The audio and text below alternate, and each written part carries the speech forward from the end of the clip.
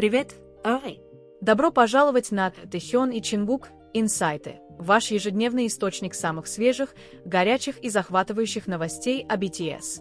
От срочных новостей до трогательных моментов у нас есть все, что вам нужно. Обязательно подпишитесь и оставайтесь с нами, потому что контент BTS уже в пути. Этого никто не ожидал. В тот момент, когда Тэхён вернулся, произошло нечто с Чингуком, что не предназначалось для посторонних глаз. Взгляд их глаз, то, как они отреагировали друг на друга. Фанаты говорят, что это самый явный признак того, что за кулисами происходило нечто более глубокое. И когда камеры случайно запечатлели этот безмолвный обмен, ARMY просто потеряли голову. Возможно, это самый эмоциональный момент Тэгуков, который мы видели за многие годы. Когда Тэхён вошел в комнату, все изменилось мгновенно, тихо, почти так, словно сам воздух замер, пытаясь понять, что происходит. Шум вокруг него стих. Разговоры превратились в далекий гул. И все, что осталось, это резкое, неоспоримое изменение атмосферы, которое следовало за каждым его шагом. Никаких объявлений, никакого прожектора. Просто Тэхён, вернувшийся после того, что казалось вечностью, неся в себе энергию, которая была знакома, но в то же время стала тяжелее, глубже, словно он прошел через бури, о которых никто не знал.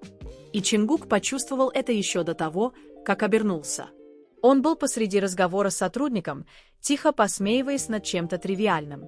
Но в ту же секунду, как вошел Тэхён, улыбка Чингука померкла, всего на мгновение, но этого было достаточно, чтобы обнажить нечто истинное, нечто незащищенное, как если бы невидимая нить натянулась между ними, заставляя Чингука оглянуться через плечо, сканируя комнату глазами, пока они не остановились на единственном человеке, которого он еще не был готов увидеть. В момент, когда их взгляды встретились, все замерло. Дыхание Чингука перехватило. Тэхён застыл на полпути.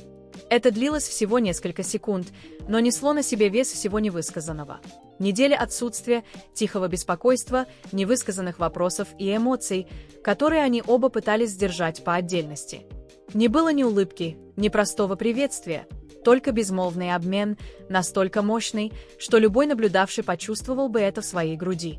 Находящиеся поблизости сотрудники заметили перемену, переглядываясь в замешательстве, не подозревая, что они стали свидетелями того, что не должны были видеть.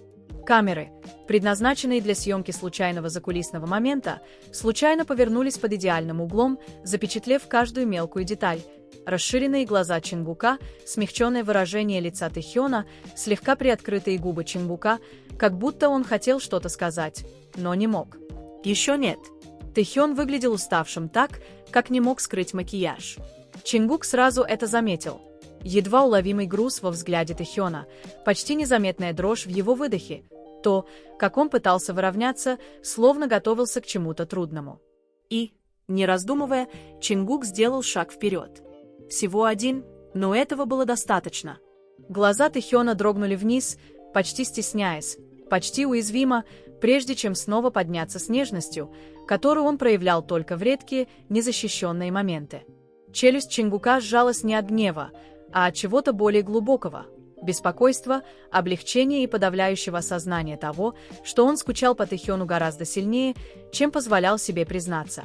Когда они, наконец, встали рядом, всего в нескольких футах друг от друга, комната показалась слишком маленькой для эмоций, содержащихся в этом пространстве. Тэхён открыл рот, чтобы заговорить, но прежде чем вырвалось хоть одно слово, Чингук тихо пробормотал: «Ты вернулся». Голосом, который слегка дрогнул, ровно настолько, чтобы Тэхён понял все, что Чингук не произносил вслух. Тэхён судорожно выдохнул. «Да, я вернулся». Это не было драматично. Это не было громко, но это было честно. Настолько честно, что фанаты, когда запись просочилась в сеть, говорили, что это было похоже на то, как два человека наконец-то вдохнули воздух, слишком долго удерживая все внутри. Сотрудники двигались вокруг них, не осознавая интенсивности, разворачивающейся между этими двумя. Рука Тэхёна задела руку Чингука. Всего на секунду, может быть, меньше. Но Чингук отреагировал мгновенно, полностью повернувшись к нему, как будто это единственное прикосновение приковало его к тому, чего ему не хватало. Они не обнялись. Они больше не говорили. Они просто стояли там, снова дыша одним воздухом, позволяя тишине наполниться всем, что не могли сказать их сердца. И это был тот момент, который увидели фанаты. Момент, который поверг интернет в хаос, не потому, что он был романтичным или драматичным, а потому, что он был таким реальным, таким искренним, таким безошибочно их. Момент, который не был срежиссирован, не был исполнен, не предназначался для съемки. Момент, который показал, почему возвращение Тэхёна значило все. Потому что, как только Чингук улыбнулся, маленькой, дрожащей и невероятно нежной улыбкой, Тэхён наконец улыбнулся в ответ. И вот так, казалось, что что-то давно потерянное снова нашло свой путь домой. Несколько секунд никто из них не двигался. Это было не колебание. Это было узнавание, как будто они оба молча проверяли друг друга, подтверждая, что это не сон, что человек, которого они ждали, действительно стоит прямо здесь. И хотя в комнате было многолюдно, пространство между ними ощущалось странно личным, как будто мир отступил, чтобы дать им момент, в котором, он знал, они нуждались. Чингук первым нарушил тишину, не словами, а тихим вдохом, который дрогнул сильнее, чем он хотел.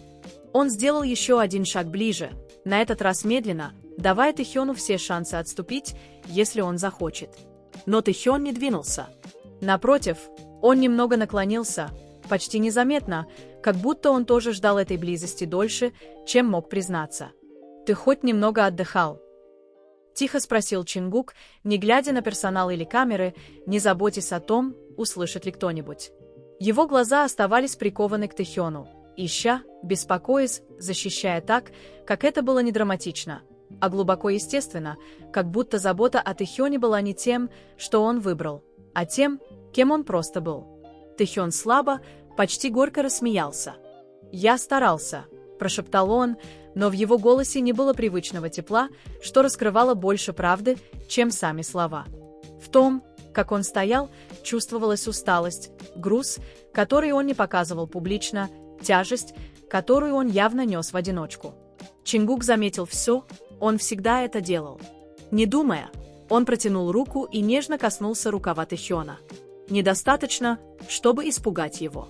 Достаточно, чтобы сказать «я здесь».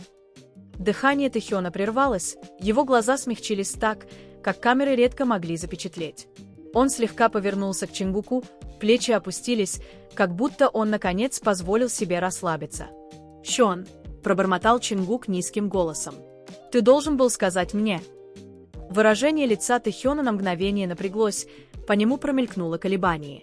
Он отвернулся, глазами прослеживая пол, как будто правда, которую он хранил, была слишком сложной, слишком хрупкой, чтобы произнести ее вслух. «Я не хотел тебя беспокоить», — тихо сказал он. «У тебя были свои дела, с которыми нужно было разобраться». Чингук мягко, но твердо покачал головой. «В наших отношениях это так не работает. Не со мной». Тэхён тяжело сглотнул. Слова, казалось, задели его глубже, чем он ожидал. За спокойным выражением, которое он обычно поддерживал, что-то слегка треснуло, как будто маска соскользнула на краткое, но незащищенное мгновение. И Чингук все это видел. Сотрудник позвал Чингука по имени из другого конца комнаты, напоминая о расписании, камерах, обязанностях. На мгновение Чингук не ответил. Он не отводил глаз от Тэхёна, как будто молча просил разрешения отойти. Тэхён слегка кивнул, успокаивающе, но с оттенком чего-то, что ощущалось как тоска. Но Чингук не отошел сразу. Вместо этого он еще больше понизил голос, наклоняясь, чтобы только Тэхён мог слышать. «Подожди меня после этого», — сказал он, почти мимолетно, хотя это прозвучало твердо, нежно, искренне, с интимностью. Тэхён моргнул, удивленный прямотой, но его губы изогнулись в маленькой, хрупкой улыбке. «Я буду», — прошептал он. И в этом крошечном обмене, тихом, тонком, совершенно незапланированном, атмосфера комнаты снова изменилась. Это было обещание, воссоединение, мост между всем, что они не сказали, и всем, что им все еще нужно было сказать. Фанаты, которые позже увидели кадры, сказали, что то, Как Тэхён посмотрел на Чингука в тот момент, было тем, чего они никогда не видели раньше, мягко, открыто, наполненным эмоций, которую он редко кому-либо раскрывал.